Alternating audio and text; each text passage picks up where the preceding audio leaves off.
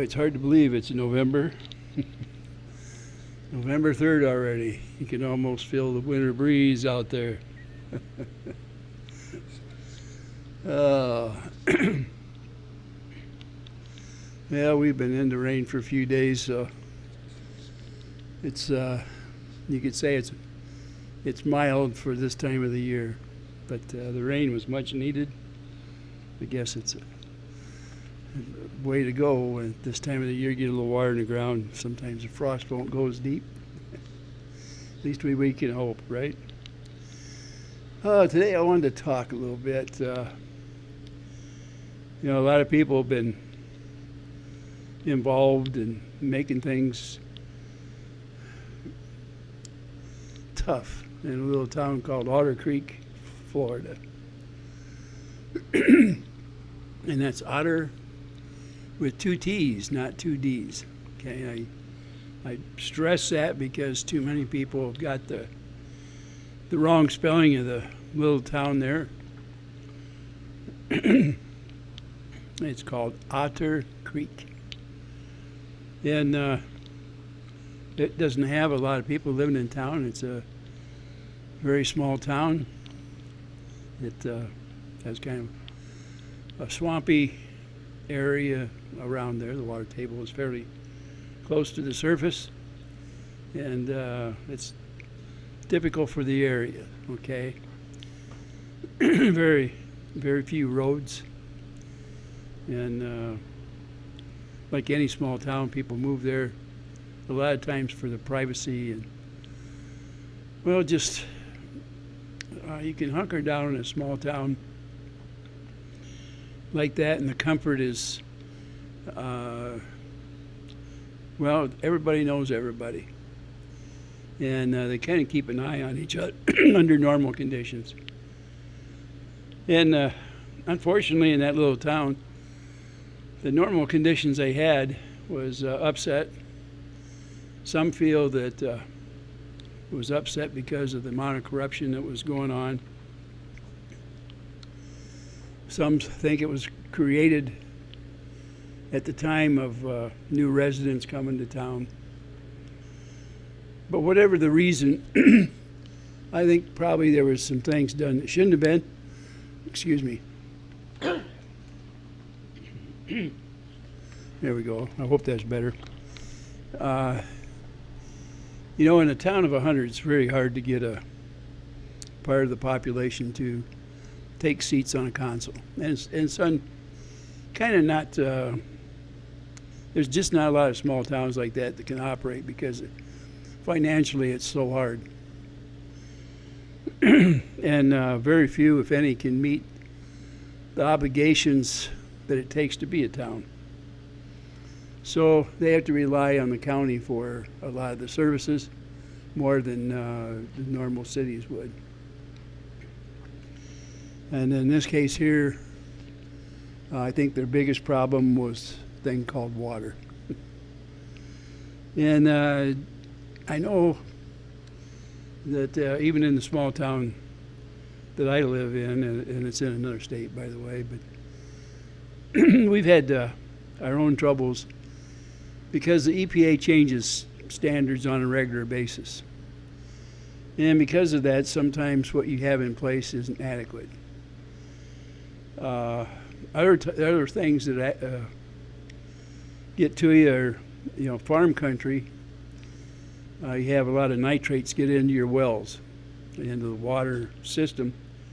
And nitrates, they don't know the full effect, but it is hard on the younger population, in particular babies. So your systems have to be able to get rid of the nitrates out. And even in a large town, that's one of the more, let's put it this way. It's one of the biggest expenses is to remove nitrates. And there's no regulations in some states of how you get rid of it. So most of them pump it right back in to the river that's right there that they pull the water out of. And then it goes downstream to the next town to contend with it. Not the best way in the world, but it's the government way. The other thing is, Filtration can be a problem, and when I lived in Louisiana, in the morning they'd tell you whether you could drink the water or not. There were so many chemical plants down there that you never knew what could or couldn't be cleaned out of the water that day. And so when I lived down there, like a lot of people, I bought bottled water most of the time. Well, water in bigger jugs, let's put it that way. You still use the water to wash clothes and dishes and things like that. But because of the chemicals that were down there, it was very hard to trust the water, let's put it that way. But in that little town out there in Otter Creek, I think at one time they had a company that made turpentine. And of course, a lot of that gets infused back into your groundwater. So that can become the biggest thing that you have to contend with. Now, I don't know what all they had in there. I know they put a new filtration system in that took more than a year to get it up. And I'm not even sure if it's running right today, but it's supposed to, as far as I know. Within the last month or two, it's supposed to be up and running. But the biggest problem came apparently from outside of Otter Creek. And they got some new residents, and they happened to live fairly close to each other, neighbors. And they ended up with a dispute about a year after they were there. And it became a national dispute. It is probably on 100 channels. And one of them doesn't have a whole lot. I'm talking about financially and job or something like that. And a lot of people are drawn to a small town because the expenses can be quite low in a small town. And because regulations are not followed as closely, you can get away with a few things there you wouldn't get away with anywhere else. And that could be something as simple as a shack to keep your feet in for the chickens, or even a little chicken house or whatever. Fencing, things like that. But the other one is a millionaire, so he wants to remake the town into something else.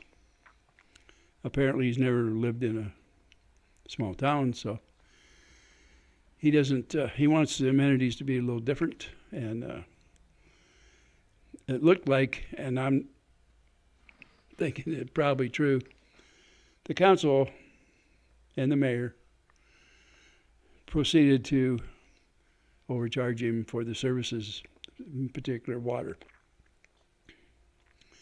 Everybody has their own septic system out there. There is no sewer for the city or town. And it was a considerable amount, although pocket change for a millionaire. But the idea is nobody likes to get screwed over. So the battle started. And his battle started just about the day that he moved to town. Right off the bat with the neighbors that he bought the property from. Don't figure, does it? And because there was encroachments over the years on his property, he wanted the things removed. I don't blame him. And he proceeded with that after some pretty tough times of back and forth. Now,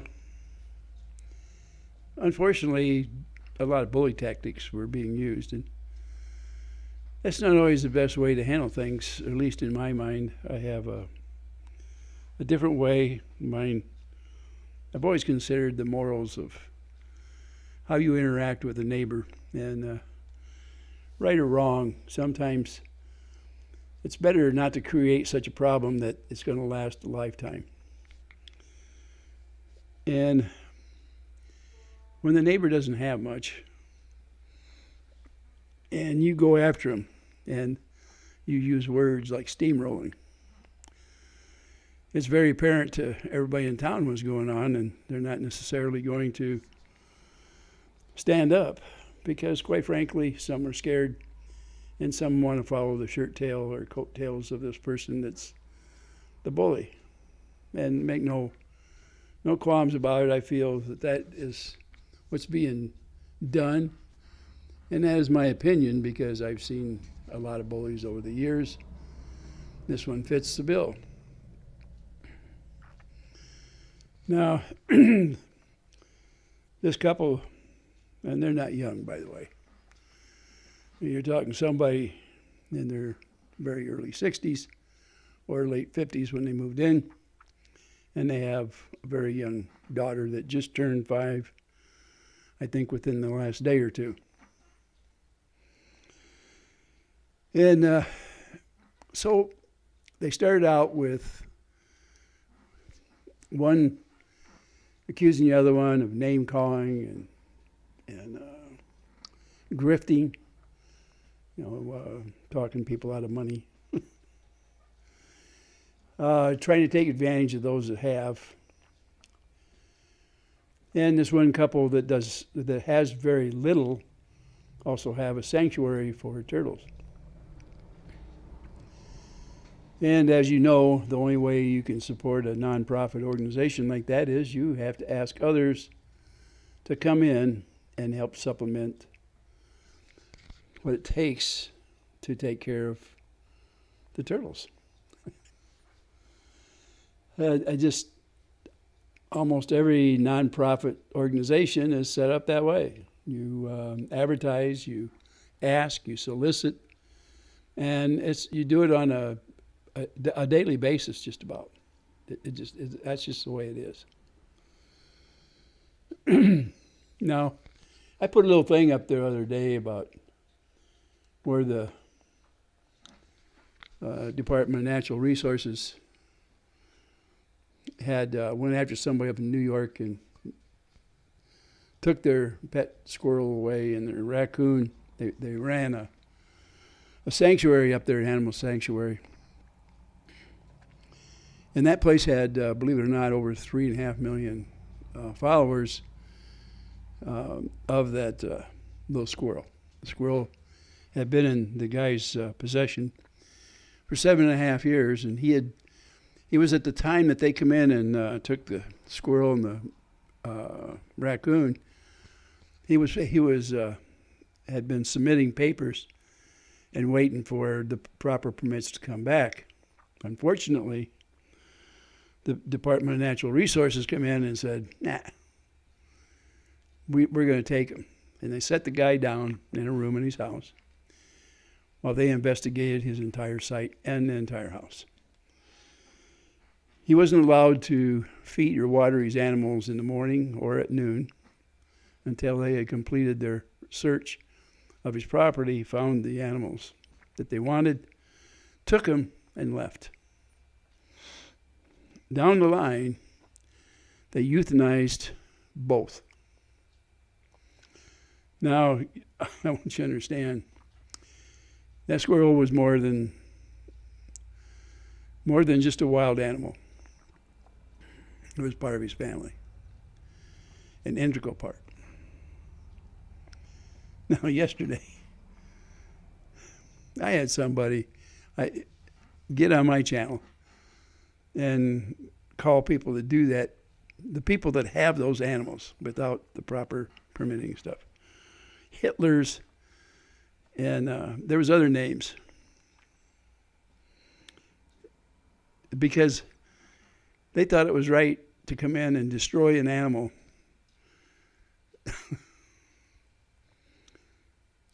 For me, I couldn't understand it at all, but I understand hate.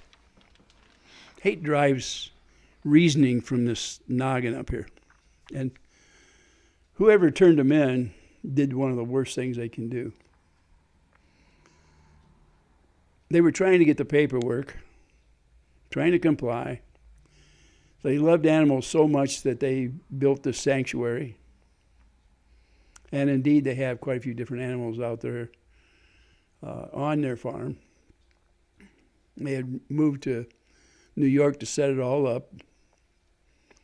And I guess the authorities didn't like whatever he was doing. And more than likely, they were going to make an example out of him over this pet squirrel and the raccoon. Now, I grew up, next to the country, and we had pet squirrels and turtles and raccoons, and we even had feral cats and, different birds that would fall out of the nests that we, took care of, tadpoles, minnows. Most of them we were able to get back to the wild again so that they could operate. We'd take them out with us on forays and stuff as they grew. And when they were ready to go, they went. They did it on their own. We didn't have to drop them off somewhere. We lived right there, right next to the city limits. So it wasn't a big deal. I never thought anything about it. And when I raised my children, we were right by the city limits, and we had a nice little stream not too far away. Matter of fact, we could see it from our back door. And there was a cornfield there, and woods not very far away there. Every once in a while, they'd come home with a stray animal. It could be a possum or a raccoon or chipmunks that were in the yard that would get friendly and come up and, they would go right in their hand. You're talking kids that were raised not to be afraid of those things. And no, we didn't keep them for year after that or anything like that. They were free to be back into the wild, and we did everything we could to put them back in the wild. Today, of course, things are stricter. I understand it. But people that feel bad for a wild animal and try to take care of them, they're not evil. That was another word these people used, evil, on the people that would do something like that, try to save the life of a wild animal. And it's hard. If you have a heart and you see a suffering animal, you're either going to try to heal it or you're going to have to put it out of its misery. It's better to heal it, believe me, if you can.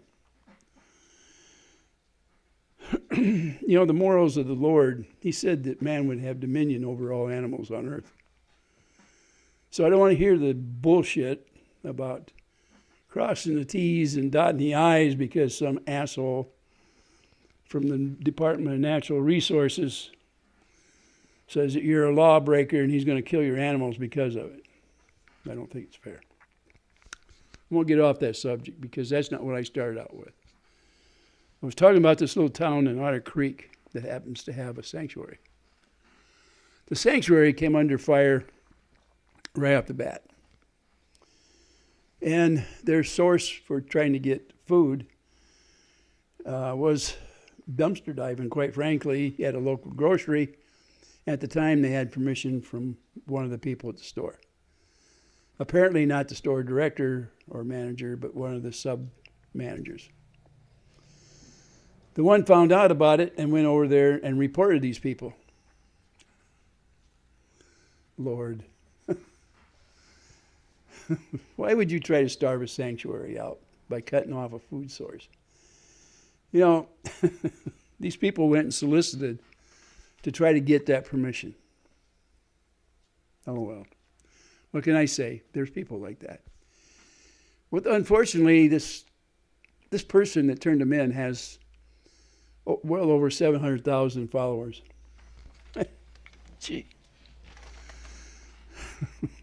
And, of course, they think it's right. The analogy is something like that. Now, the squirrel was put out by the media with a different description. And there's 3 million people upset with, at least, with the Department of Natural Resources out there. And yet, here's a sanctuary for turtles. These people are poor. They don't look the part of somebody that's out there doing certain things, but they don't have too much money. They don't have a lot. They have their hands full. And by the grace of God, they're able to handle it up to a certain point. But when people are beating on them verbally, making their life miserable, there's a protection order against them. If they go to the post office and this other person shows up, they have to leave. Doesn't matter if they were there first or not. It's the way it's written. It's written in another state, by the way. It's not even written for Otter Creek, Florida. It's written in another state. Why is it so different? How come the people that followed the squirrel story have this different outlook? Is it because they had more money? Is it because they had a farm? What is the deal? Because these same people, even though it was told that they didn't have it before they got there, this sanctuary was started before they bought the ground over there in this little place in Otter Creek. They come there to get away from things, not to get into turmoil. Now, granted, there's been a misunderstanding between the two neighbors. One has more assets, can fight, and has a nature of being a bully. Has a big following, and that following has made it one-sided affair. So people come along with small channels, and they could see what it was like to walk in the shoes of these people that had nothing. Well, along the line, the daughter comes up. And they zero in on the daughter because that is something that will stir anybody up, is they think there's mistreatment of this girl. At the time, she was 3 years old when they brought this subject up. Going, well, maybe she was 4 when it really got hot. And these people were turned in no less than 27 times. In 27 times,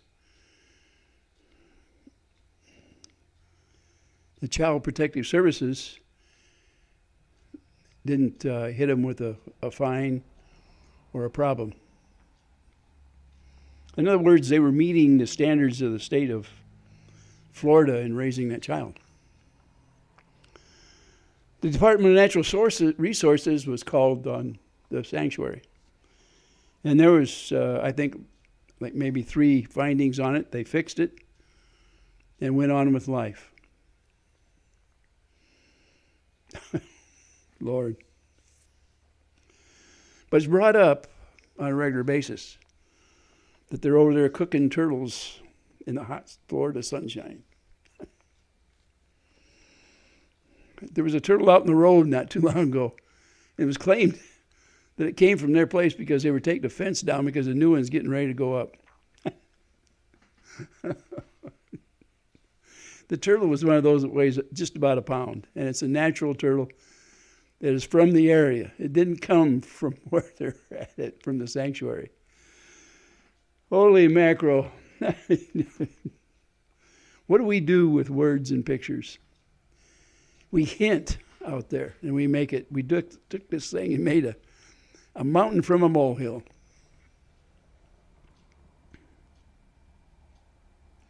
It almost makes you cry sometimes. You see, people like me, then we're looked at as, well, you're a jerk because these people, it's obvious, they don't have nothing. They can't handle it. Well, wait a minute. What if we helped them a little bit? Could they handle it then? Because, I mean, they've been handling it all along. The food was cut off by the guy who was mad at them. Now, as it is, these two people, yeah, they're receiving supplement income from SSI.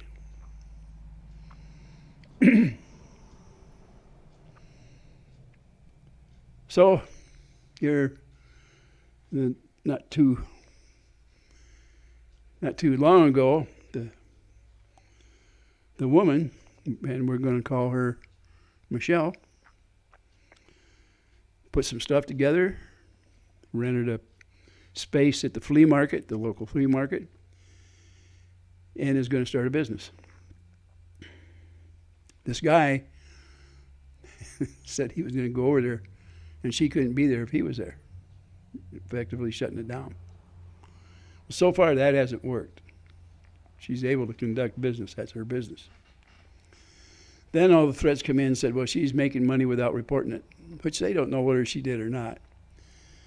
I'm assuming that she's trying to set up some kind of a business so she can get off from the SSI. She is at the age where she'll be able to turn it over to regular Social Security, which pays more. Now, when that day comes, she'll lose her medical insurance on herself. So she's going to have some way to supply the medical insurance. And I'm sure she'll be able to because her income is so low, she'll qualify for the federal aid insurance. But they'll go after that too because they're mad at her. They don't want her to succeed. Her ex-husband lives there and is part owner of the property and is helping her out. His name is John. John is trying very hard. Of course, his life has been miserable because he's under that same protective order where he has to go somewhere else if they come along. For example, he was on the blacktop out in front of their place. They were measuring off for the fence. The guy comes along and says, 10 feet, 10 feet, 10 feet. He's holding his phone out the window, showing the guy was right up there by his vehicle, his truck. He just had a knee operation. He's using a walker out there. The guy runs back to Ohio and gets the guy in for contempt for not following this protective order. Wow. You know, when people are trying their best, it doesn't matter if they've made mistakes in their life previously. If they're trying their best and trying to get out of the hole, why are we there kicking them? It's like spit or pee on a guy that's in the gutter. Why would you do that? Now, he's found guilty, obviously, because it was one-sided. Well, back then they couldn't afford a lawyer. Now they've got some pro bono lawyers that are helping them out because by this time they're in 3 lawsuits.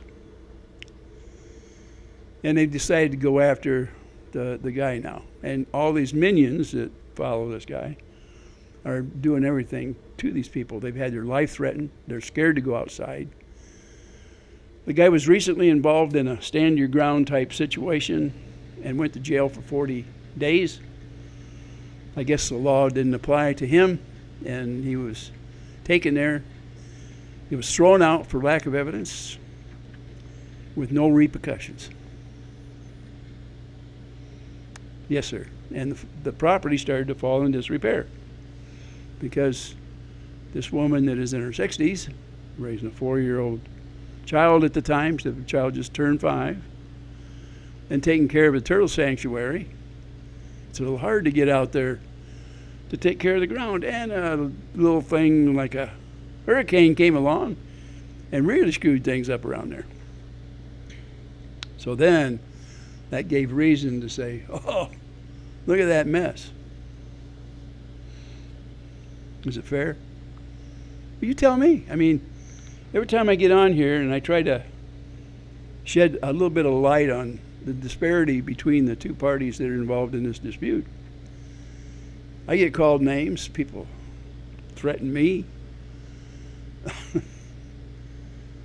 And yet it's all out there in the open. It's all there.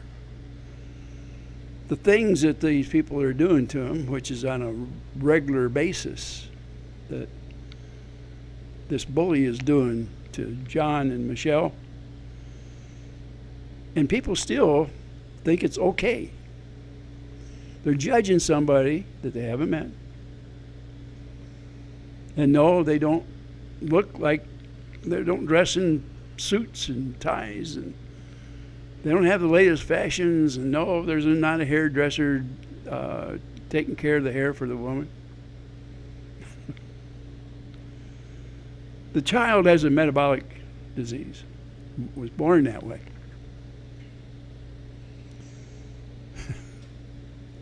Lord, you know, you talk about when the world comes down on somebody and it rains on them.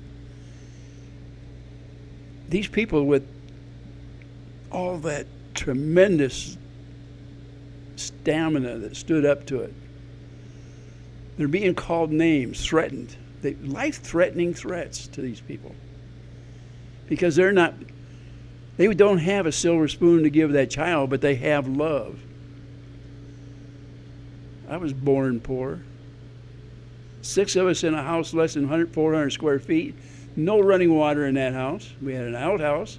We had a pump that we shared with 2 other homes. We had an ice box, not a refrigerator, an ice box. We had a stove that burnt kerosene. We had an oven that was a tin box you put on the 2 burners that were on the kerosene stove. The sink we had was called a dry sink. You put a bucket underneath it and you do whatever you're going to do in the sink above. Goes in the bucket below, and then you have to take the bucket out and drain it. They have better conditions there. They've been accused of no sewer, yet there's a sewer there that was installed by licensed installers. Septic system. It's probably newer than anything in town, if not the newest. And yet the word out there, everybody out there that follows this other guy, day after day after day, they say, there's no sewer, they're shitting in a bucket. When I was a kid, we called them chamber pots, and yeah, we shit in the chamber pot at night and then dumped it in the outhouse. Now, as boys, we'd go out there to the outhouse because we didn't particularly want to set on no chamber pot in the house regardless. But we'd just walk out there to the outhouse. I survived it fine. But this family has it much better than I did. Much better. And they're making it. And yet it's not good enough for these 750,000 people out there that are after them on a daily basis, making threats. CPS has been there 27 times. No citations. They've met the guidelines. They have running water. They have a sewer system. They've started on a house. It's called a barnuminium. It's a metal building. It's good sized. The slab is poured and the exterior is done. The windows are set. The doors are in place. But their funds and everything they've got, everything they've had, because of all this fighting that's going on, was cut off. They can't finish it until they can get ahead in some way. And yet, the bully tactics of another are going to keep them from reaching that goal. But I want to tell you a little bit more about this story. There's a channel out there called 2 Lees in a Pod. And they found out about this little story. And they said, we're going to go out and we're going to find the real goods on it. We're going to tell both sides. And they did. And they brought the paperwork, and everybody said, well, that paperwork is not real. And yet it is. And they said, well, you changed the paperwork. They said, no, we didn't. They said, show us where those people are doing something to the one that has the purchase or protective order on them. Show us. Bring us proof. We'll show it here on the channel. They've been telling them that for about 8-9 months. Show us. Nobody's come forward. They say, well, he said. They're going to take somebody's word without seeing it in writing. Money buys. You know, money buys whatever you want. In a small town, it buys a lot. It sets up your own kingdom, and that is proof over there. Now, there's a lot of people just wanting to be left alone, but that ain't going to happen. Who knows how this thing's going to come out? I don't. I have no idea. I've lost a few nights of sleep here and there over it, trying to look into it. Well, thank the Lord, the 2 Lees in a Pod came along, and they said, we're going to find the proof, and they went out and found the proof. And they said, what is going on here? And words like steamrolling have come up. By the mouth of the guy The millionaire. Steamrolling, okay. You'd wonder, is this the first time it's ever happened? No, this is not. There's a woman up in Ohio that had a problem with this guy over a warehouse. He sued him and he ended up dropping the lawsuit. Now, I don't know what the whole deal is there. But that woman, somebody said that she's not around anymore. I don't know what happened. The town clerk of that little town got into a dispute with him and pushed him out of the office. He got her for assault. Shortly after that, she had a stroke. The DA there decided he wasn't going to prosecute because she'd asked him to leave, and he didn't leave the office. She had a right to ask him to leave the office, regardless if it's a public office or not. She didn't feel safe with him in there at the same time. She asked him to leave. He was having a hard time leaving. And there is a little film on there, shows it a little on that channel. Yeah. See how things can happen to you just because of your looks or what somebody tells you? Believe everything? When I first looked at it, I thought, oh, shit. Who are these people that do all these things to this guy? This good guy with all that money. Why are they picking on him? I should have known better. I should have known better.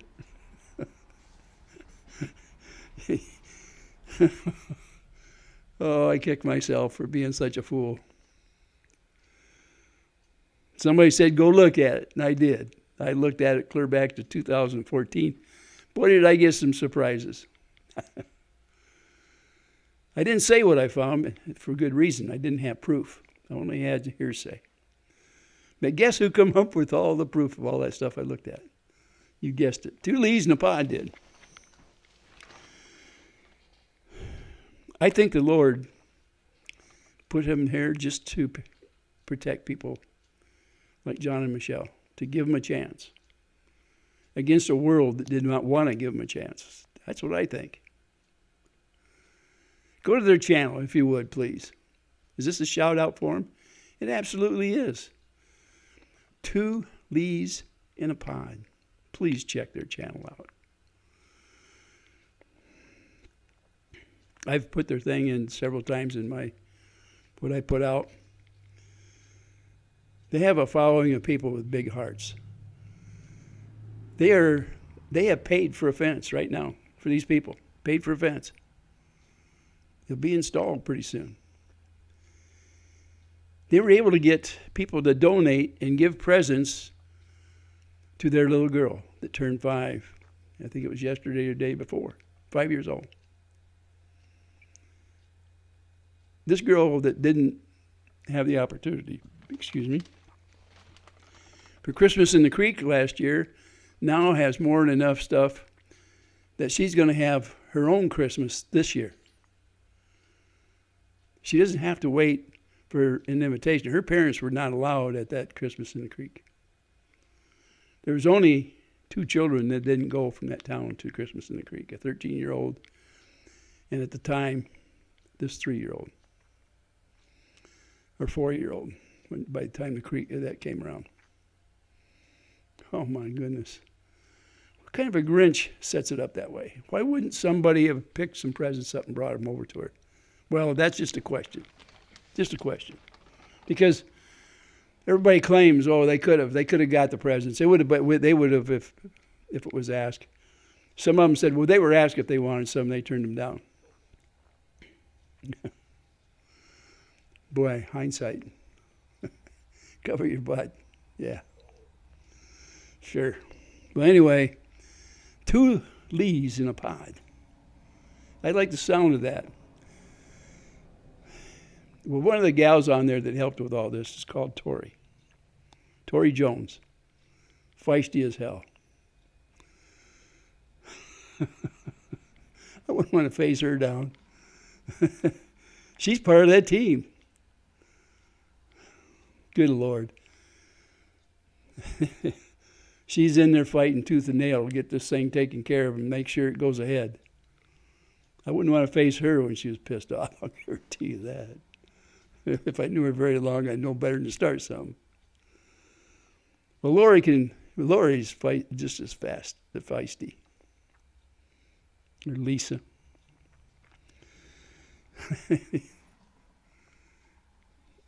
When I look out there and I say, how can two people like that get so much done? Well, they weren't by themselves. A guy named Bruce come along. He's the legal eagle. Go to the channel. You have to meet Bruce. He's on there on a regular basis. And I want you to see what can happen when a lawyer goes in there and he starts setting things up. And he's been able to get people to come in there pro bono and help these people out. And they attack him every single day. Lord, the things they've said about him. Undeserved things. What he deserves is a trophy for coming in there and putting himself out, taking all that time out to do this for somebody out in Timbuktu, that little town of Otter Creek. Can you believe that somebody come along and put themselves out, and this guy's from the Northeast, way up there, and seen something that needed done, and he stepped up to the plate and got in there and contacted these two gals, and then they got together and said, we're going to do something.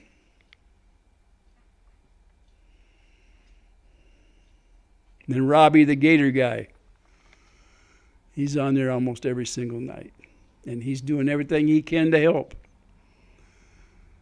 including the people that follow him. And the big hearts of those people that paid for that fence are also helping finish that house out that these people started, that barnuminium. It's made out of metal, but it's not a metal shed. It is a house. It is designed to be a house. It's made out of metal. But wouldn't be described as that, I can tell you that right now. And they do have a metal shed out there that they're using as storage for things while they are able to finish this home out, providing they don't get stopped somehow. Because the forces are against them and have been every single day for over a year. Now, if you listen to that side with all those people, you're going to think that John and Michelle are the worst people on earth. Well, my opinion says they are not.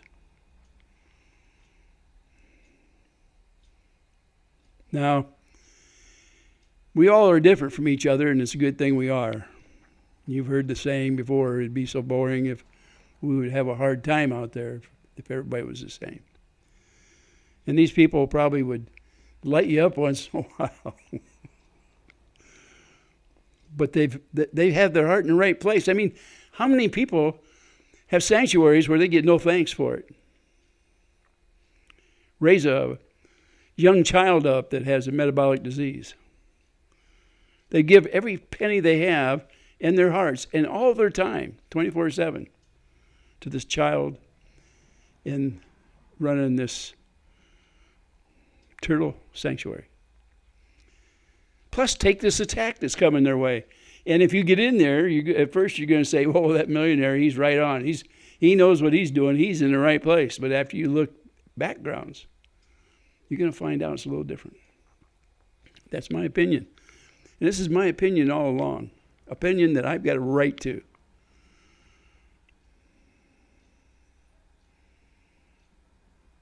There's even a channel out there that's for veterans, and they've attacked me from time to time.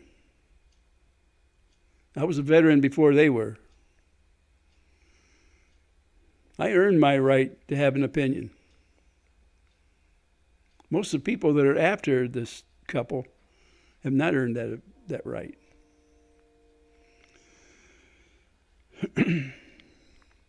Now, if I'm wrong, I'll just be wrong. That's all. I made a mistake. But I don't think I have. I think that my heart and the good Lord has guided me into trying to help out as much as I can. And I thank the Lord on a daily basis for this little channel out there that picked up and said, we are going to step up to the plate and we are going to help. And they're hitting home runs, buddy. Home runs. Oh, Lord, thank you so much for what you've done.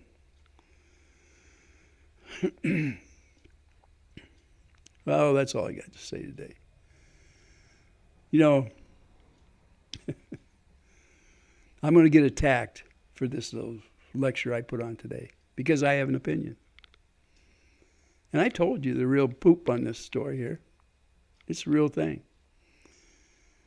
And no, I don't have all the paperwork to show on here, but Lisa and Tori will show you everything on Two Leaves in a Pod. They'll show it all to you. And if you look through their story, Bruce Maskin, the lawyer, he will explain the paperwork to you in layman's terms so that you understand what's going on. That's real proof. And like I say, everybody's been under attack. Some of that stuff out there that they've used, reminds me of all the fisherman tales out there where you catch a 6-inch fish and when you come home it's 2 feet long. Yeah, fisherman's tale.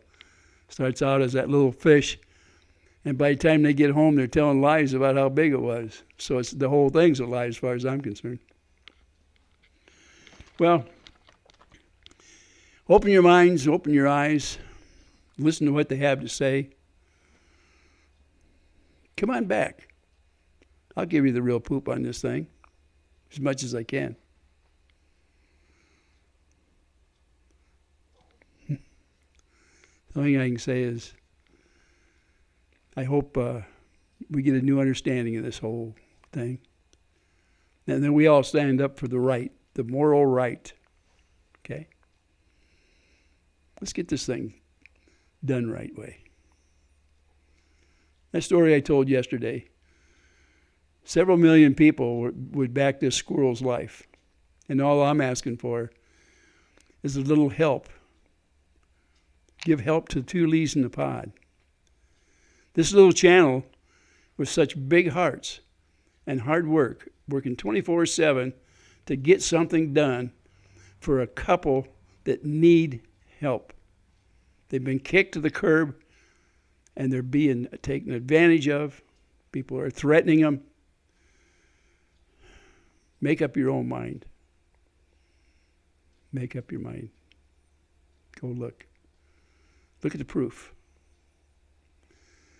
You know, the other day, they came up with some stuff that actually shows the morality of this bully. It is a text conversation between him and his girlfriend. If you want to see it, do me a favor. Today is it's the 3rd. Go to Two Leaves in a Pod. Go to their channel. Look on the live shot there for yesterday, the 2nd of November. And there is a conversation there, text. I want you to look at it. And I want you to determine how you feel about this same person. About someone that would describe their significant other in demonic terms, evil terms. I would never, ever say something like that about my wife or any woman I had ever dated. Never. I'm not going to say more about that. I want you to go to the channel and look at it because that's the proof. My opinion, that's all this is, this whole thing. My opinion. But I'm sending you somewhere where you can get the proof and make your own opinion. You don't have to take my word. Go over there. Tell them hi. Sub to their channel. Hit the thumbs up for them. They're trying to grow so they can help people. The bigger that channel is, the more people they can help out. They have big hearts. They're willing to step up to the plate. They found something, something to do in life. And that's to help the downtrodden that need that step up. It's time to help people. If you help them, you're helping yourself. You're going to feel better. You'll be rewarded by the good Lord. Believe me, you will. That's all I got today. Please. Like I say, come back and we'll talk about other things. If you're bored, I'm sorry. But the story was worth telling. And I know I got long-winded. Break it up into pieces and take it as you will. And come back when you have time to finish the rest. And that's my story. Two Lees in a Pod. Sub to their channel, if you will. Listen to them. Look at the proof. They got paperwork. You might have to go through quite a few different videos to find it all, but it's there. Every bit of it. It's all there. And like I say, on this channel, all I've got is an opinion because I don't have the paperwork they have. I got to point to them and say, look at there, they have got the stuff. They got the real poop. I'm just a messenger trying to get you over there so you can see what's going on. That's it. With that, good afternoon. I hope you have the rest of the weekend is a great weekend for you. And thanks for coming.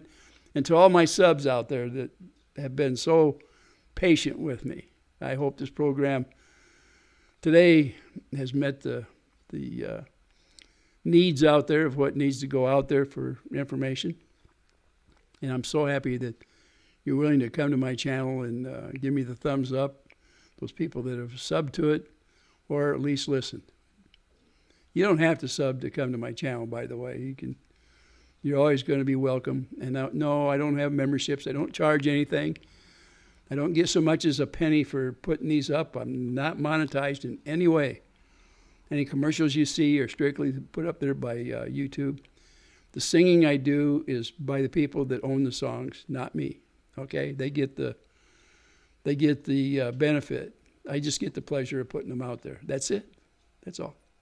So come on back, enjoy yourself. This is the freest our freest show out there, I guess. At least I hope it is. From this old boy in the garage, it's called Ray's Garage out here. This is my hobby shop, if you will, and I love to come out here and talk. So come on back. If I had a potbelly stove out here, I'd tell you to pull up a chair too. So with that, goodbye.